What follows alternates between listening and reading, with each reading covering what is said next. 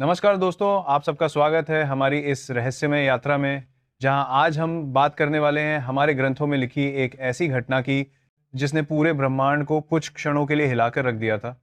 जिस घटना के बाद ऐसा लगा था कि दुनिया खत्म हो जाएगी। जी, हम बात कर रहे हैं इतिहास की उस कथा की जिसमें प्रभु हनुमान जी ने बाल रूप में खेल खेल में पूरे सूर्य को ही निगल लिया था। यह किस्सा सिर्फ एक पौराणिक घटना नहीं, बल्कि ऊर्जा, शक्ति और विज्ञान के नियमों को चुनौती देने वाली एक अद्भुत रहस्य कथा है। तो आइए चलते हैं उस समय में जब एक नन्हे बालक ने छोटी सी उम्र में ऐसा सामर्थ्य दिखाया था कि देवता भी क्षण भर के लिए असहाय हो गए थे।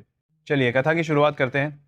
बात उस समय की है जब त्रेता युग में भगवान शिव के रुद्र अवतार के रूप में भगवान हनुमान का जन्म हुआ था। जहां बाल हनुमान बचपन से ही खेलते कूदते रहते थे। वे बचपन से ही अष्ट सिद्ध थे।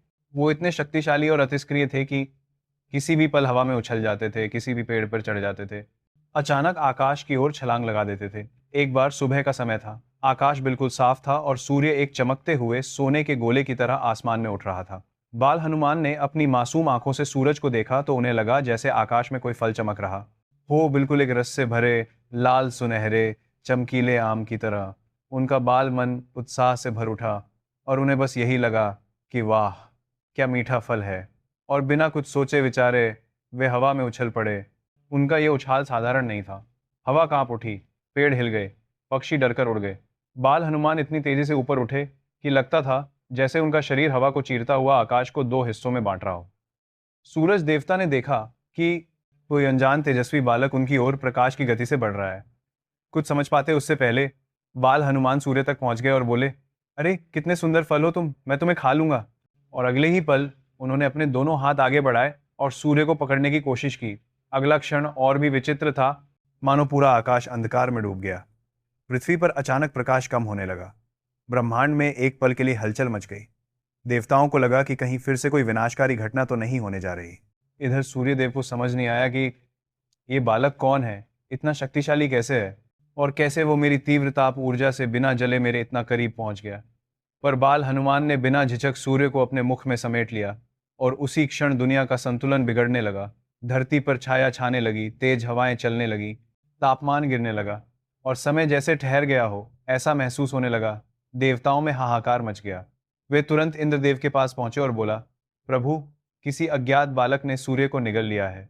इंद्र आश्चर्यचकित रह गए। वे तुरंत अपने वज्र का प्रयोग करते हुए बाल हनुमान की ओर दौड़े। जब उन्होंने हनुमान जी को देखा, एक चमकीले आभामंडल से घिरा छोटा बच्चा जिसके मुख में सूर्य की किरणें चमक रही थी, वे समझ गए कि ये कोई साधारण बालक नहीं है। लेकिन इंद्र को लगा कि यह ब्रह्मांडीय संतुलन के लिए खतरा हो सकता है। उन्होंने क्रोध में अपना वज्र चलाया जो हनुमान जी के जबड़े पर लगा और वे नीचे धरती की ओर गिर पड़े। अंजना माता चीखते हुए उनकी ओर भागी। पूरे ब्रह्मांड में शांति छा गई। उसी क्षण पवन देव यानी उनके पिता क्रोध से भर गए और पृथ्वी से अपनी हवा वापस खींच ली। पूरी दुनिया की सांसें रुकने लगीं। सब जगह घुटन, डर और मृत्यु का भय फैल गया। देवता कांप उठे और तुरंत ब्रह्मा जी के पास पहुंचे। ब्रह्मा जी प्रकट हुए। उन्होंने हनुमान के सिर को सहलाया, उनकी चेतना वापस लाई और आशीर्वाद दिया कि किसी भी अस्त्र शस्त्र का उन पर कभी कोई प्रभाव नहीं होगा। जिसके बाद वायुदेव ने पृथ्वी पर हवा वापस कर दी। तब जाकर सूर्य, हवा और पृथ्वी सब कुछ सामान्य हुआ। अब सवाल यह है कि क्या सच में सूर्य को निगलना संभव था? क्या यह सिर्फ एक प्रतीकात्मक कथा है या फिर इसके पीछे कोई ऐसा विज्ञान छिपा है जिसे आज का मानव अभी समझना शुरू ही कर पाया है? पहली बात यह है कि सूर्य कोई ठोस फल नहीं, बल्कि प्लाज्मा और फ्यूजन ऊर्जा का विशाल गोला है, जिसकी ताप ऊर्जा 15 मिलियन डिग्री सेल्सियस तक पहुंचती है। कोई भी भौतिक शरीर उसके पास पहुंचते ही नष्ट हो जाएगा। लेकिन हनुमान जी कोई साधारण शरीर वाले जीव नहीं थे। वे 11 रुद्रों में से एक रुद्रावतार थे, दिव्य ऊर्जा से निर्मित और पराबैंगनी किरणों व कॉस्मिक रेडिएशन से अप्रभावित थे। वैज्ञानिक दृष्टि से देखें तो कुछ संभावनाएं निकलती हैं। पहली बात यह हो सकती है कि यह घटना सूर्य ग्रहण का काव्यात्मक वर्णन भी हो सकती है, जिसे हमारे ऋषियों ने बाल हनुमान की कथा के रूप में सरल भाषा में बताया। दूसरी घटना यह हो सकती है कि ये एनर्जी एब्जॉर्प्शन यानी ऊर्जा अवशोषण का प्रतीक हो सकता है।